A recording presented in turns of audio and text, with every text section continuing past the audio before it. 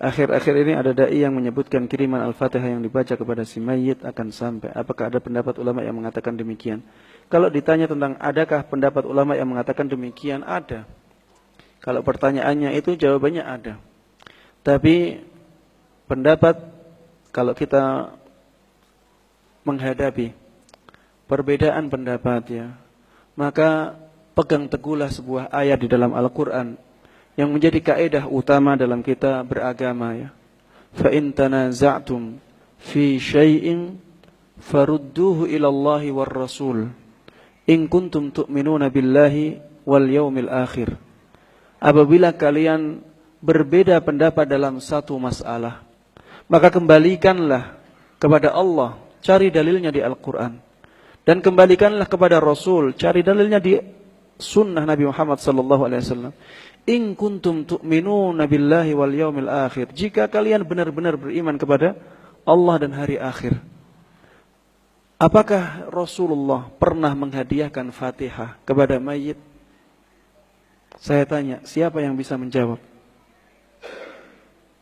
Satu kali pun Rasulullah sallallahu alaihi wasallam tidak pernah menghadiahkan Fatihah kepada mayit. Satu kali pun tidak ada. Tidak pernah ada. Tidak pernah terjadi di zaman Nabi Muhammad sallallahu alaihi wasallam menghadiahkan Fatihah untuk mayit. Makanya Imam Syafi'i rahimahullah, imam yang sangat kita banggakan, sangat kita cintai, sangat kita muliakan, beliau berpendapat tidak sampai. Dan beliau berdalil di dalam ayat Al-Qur'an ya, beliau berdalil dengan ayat dalam Al-Qur'an yaitu surat An-Najm. Wa allaysa lil insani illa ma sa'a. Manusia tidaklah mendapatkan pahala kecuali dari apa yang dia usahakan. Ini dalil umum, kaidah umum seperti ini. Kalau kita sholat, yang mendapatkan pahala sholat kita siapa? Kita. Kalau kita membaca Al-Quran, juga demikian. Yang mendapatkan pahala adalah diri kita. Kalau kita bersedekah, yang mendapatkan pahala adalah kita sendiri. Wa allaysa lil insani illa ma sa'a. Seseorang tidaklah mendapatkan pahala kecuali dari hasil usahanya. Hal tujzaun illa ma kuntum ta'malun. Kalian tidaklah diberikan pahala kecuali dari apa yang telah kalian lakukan. Ini Allah Subhanahu wa taala yang mengatakan demikian. Oleh karenanya, kalau kita melihat ada perbedaan pendapat seperti ini, kembalikan kepada Al-Quran, kembalikan kepada sunnah Nabi Muhammad sallallahu alaihi wasallam, kembalikan kepada praktek beragamanya para sahabat. Apakah ada seorang sahabat yang menghadiahkan Al-Fatihah kepada mayit? Orang yang objektif akan demikian, karena agama Islam adalah agama yang sangat menjunjung tinggi bukti ilmiah. Baik dalam masalah agama maupun dalam masalah dunia. Bukti ilmiah sangat dijunjung tinggi oleh Islam.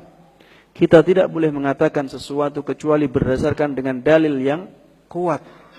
Kalau misalnya ada dua ulama berbeda pendapat, kita lihat dalilnya. Mana dalilnya yang lebih kuat, itu yang kita dahulukan.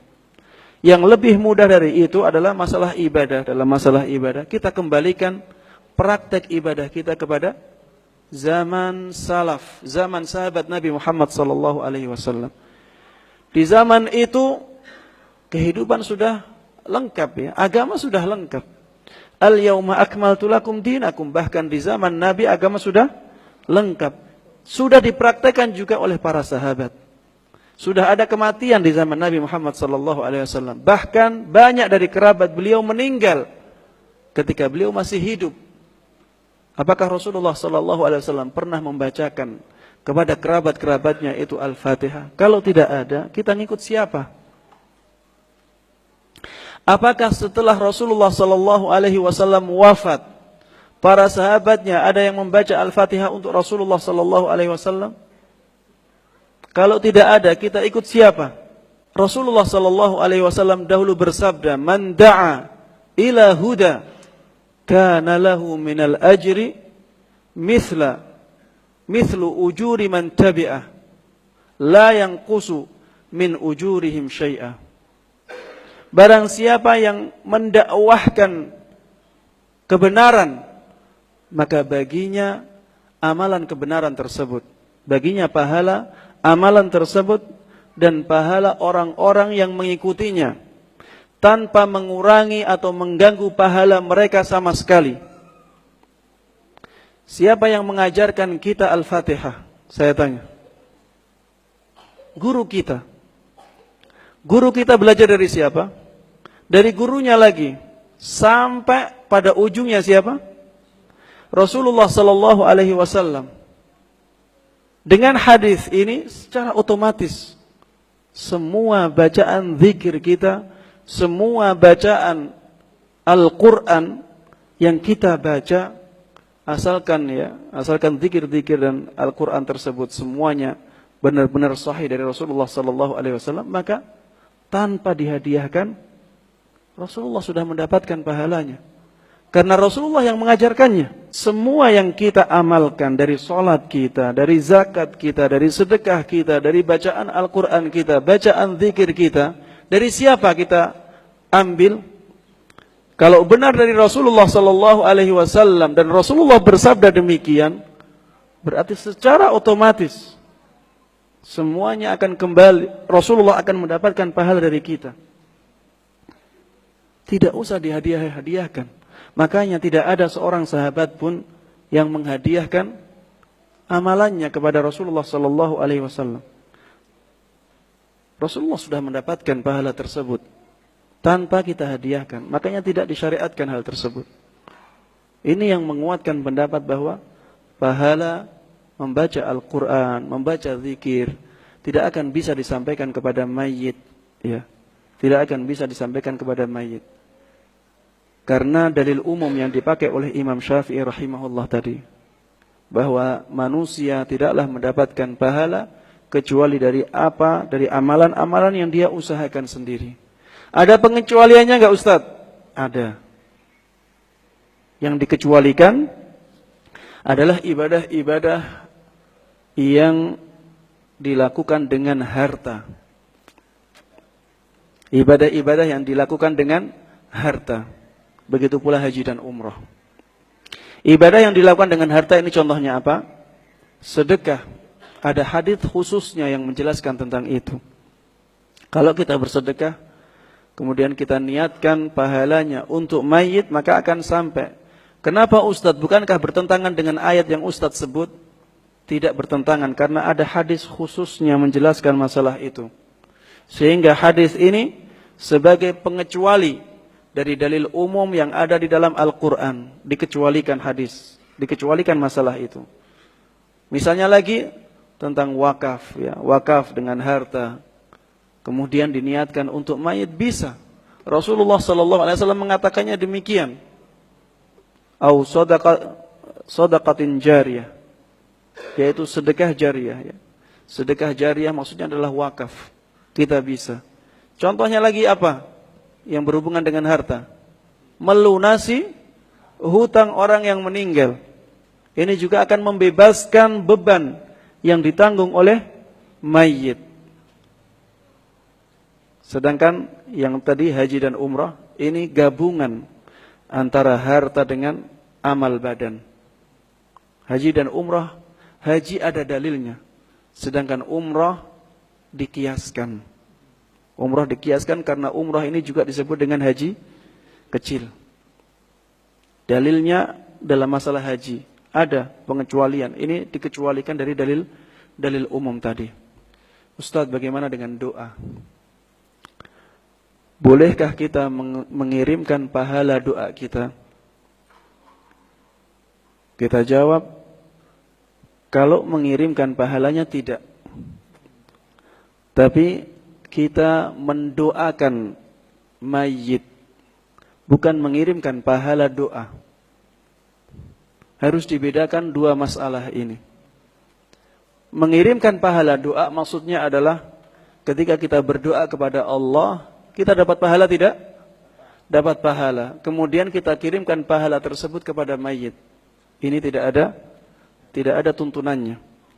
Tapi mendoakan mayit bukan demikian. Mendoakan mayit adalah meminta kepada Allah Subhanahu wa taala agar mayit diberikan kebaikan-kebaikan. Bukan pahala doa kita kirimkan, bukan. Tapi kita meminta kepada Allah Subhanahu wa taala agar mayit tersebut mendapatkan kebaikan-kebaikan, ya. Mudah-mudahan Allah Subhanahu wa taala mengampuni dosa-dosanya. Mudah-mudahan Allah Subhanahu wa taala menerima semua amal baiknya. Mudah-mudahan Allah Subhanahu wa taala menyelamatkannya dari siksa kubur, memberikannya kenikmatan di alam kuburnya, memasukkan ke dalam surga firdausnya. Ini adalah mendoakan, meminta kepada Allah agar mayit mendapatkan kebaikan-kebaikan, ya. Kalau Allah mengabulkan, maka mayit akan mendapatkan kebaikan tersebut, bukan mendapatkan pahala dari doa kita, bukan.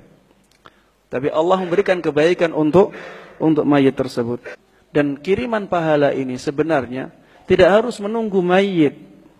Orang yang sudah hidup pun bisa. Bisa tidak orang yang sudah masih hidup dikirimi pahala? Bisa. Saya wakaf, misalnya saya wakaf tanah ini untuk dibangunkan masjid untuk saudara saya yang masih hidup. Tidak masalah. Apa salahnya? Karena sudah ada dalilnya. Saya berdakwah misalnya, berdakwah seperti ini, kemudian ada banyak yang mengikuti saya. Pahalanya akan saya dapatkan, baik saya sudah mati atau masih hidup. Tidak ada bedanya dalam masalah itu, karena sudah ada dalilnya, sudah jelas dalilnya. Maka seperti inilah sikap kita, ya, dalam menghadapi semua khilaf di antara para ulama, agar kita menjadi lebih baik, ya. Orang itu harus objektif, orang itu harus insaf. Mana dalilnya? Kalau ada, diterima dengan baik. Kalau tidak ada, jangan dibenar-benarkan. Jangan mencari pembenaran, jangan. Tapi jujurlah, hadapilah dengan jujur.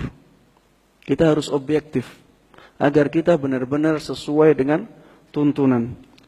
Kemudian dalam masalah menghadiahkan pahala, ya, ketika kita wakaf atau sedekah, ya, saya selalu mengingatkan hal ini. Jangan sampai kita tidak ingat diri kita.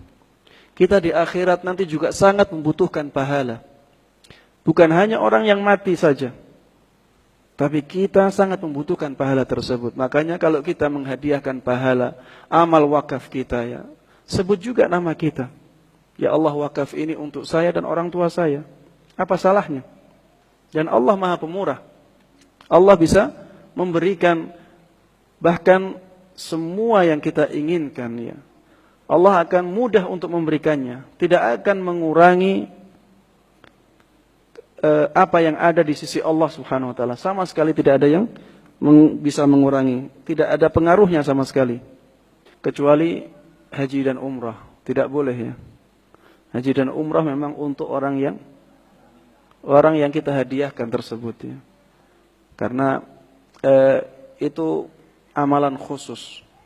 Makanya kita tidak boleh berhaji untuk 2 orang. Haji untuk 1 orang. Tidak boleh kita duakan, ini haji untuk si fulan dan saya. Tidak bisa. Karena haji untuk 1 orang.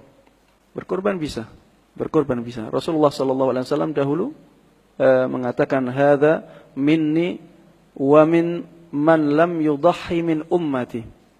Ini dariku dan dari umatku yang belum berkurban.